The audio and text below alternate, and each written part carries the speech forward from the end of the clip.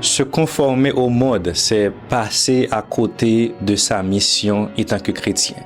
Mes frères et sœurs, amis dans le Seigneur, je vous salue dans le nom de Jésus. C'est votre ami et serviteur, Pasteur Jensen Paul, pasteur et fondateur de Heavenly Worship Ministry. Si vous ne l'avez pas encore fait, je vous invite à vous abonner, à partager nos contenus et surtout à nous laisser un commentaire.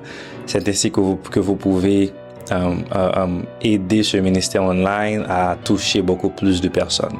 Nous allons parler aujourd'hui dans ce sermon sur le chrétien et le monde. Comment devons-nous nous conformer face au monde? Et le sujet, c'est ne vous coulez pas dans le moule du monde. Avez-vous déjà remarqué à quel point qu'il est très facile de faire comme tout le monde? Depuis que nous sommes enfants, nous voulons ressembler aux autres. Nous voulons faire les mêmes choses que les autres. Nous voulons être acceptés. À l'école, si tout le monde porte un certain style de vêtements, nous voulons faire le même. Sur les réseaux sociaux, s'il y a une nouvelle tendance qui commence, il y a un nouveau challenge, tout le monde veut la suivre. C'est ce qu'on appelle le piège de la conformité. Se conformer, c'est prendre la forme du moule dans lequel on nous place. C'est devenir une copie conforme de notre entourage. Malheureusement, aujourd'hui, beaucoup de chrétiens tombent dans ce piège sans s'en rendre compte. Ils commencent à penser comme le monde, ils commencent à parler comme le monde, ils commencent à marcher comme le monde, ils commencent à agir comme le monde. Donc, nous allons nous poser cette question simple et cruciale. Dieu nous a-t-il appelés à nous fondre dans la masse ou à faire la différence? La première chose que nous allons faire, nous allons essayer de faire un constat.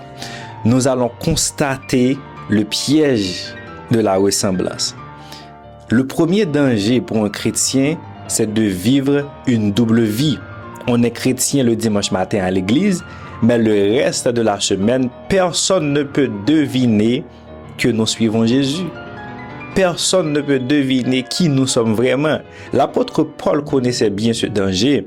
Et regardons ce qu'il dit dans le livre des Romains, chapitre 12, verset 2. Il dit, « Ne vous conformez pas au monde actuel. Ne vous laissez pas transformer par le renouvellement de votre pensée. » Cela signifie, ne copiez pas le comportement et les habitudes du monde actuel.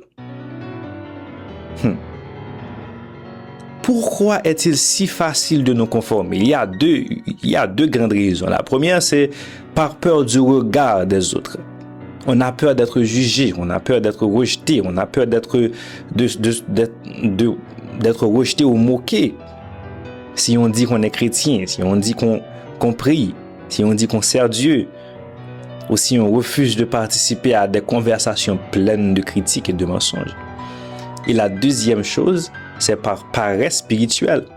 Suivre le courant du fleuve ne demande absolument aucun effort, mais nager à contresens, nager à contre-courant, c'est fatigant.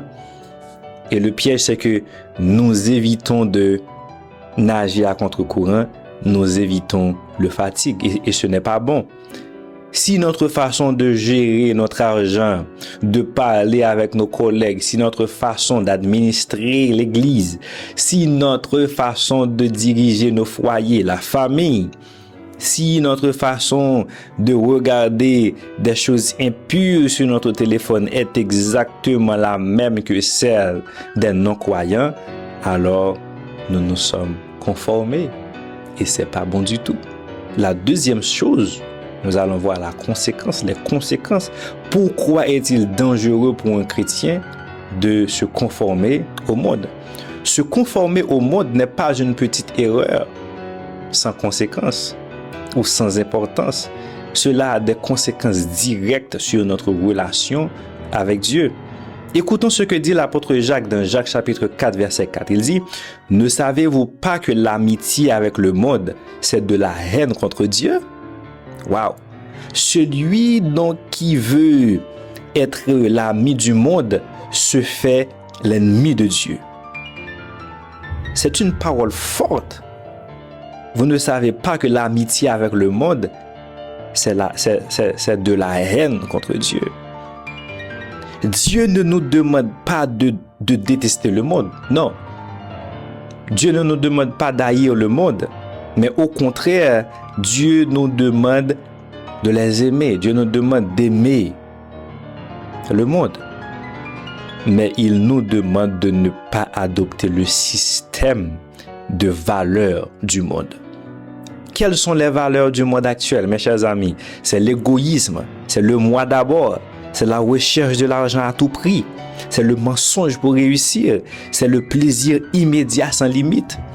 Et si nous adoptons, étant que chrétiens, si nous adoptons ces valeurs, notre lumière s'éteint. C'est la première grande conséquence. Si nous adoptons les valeurs du monde, notre lumière s'éteint. Et Jésus-Christ a dit que nous sommes la lumière du monde. Nous sommes pareils que tout le monde. Nous n'éclairons plus personne. Si nous suivons les principes de ce monde, les valeurs du monde. Et la deuxième conséquence, c'est que nous perdons notre paix. C'est bien triste. Parce que le monde est stressé, le monde est inquiet, le monde est en colère.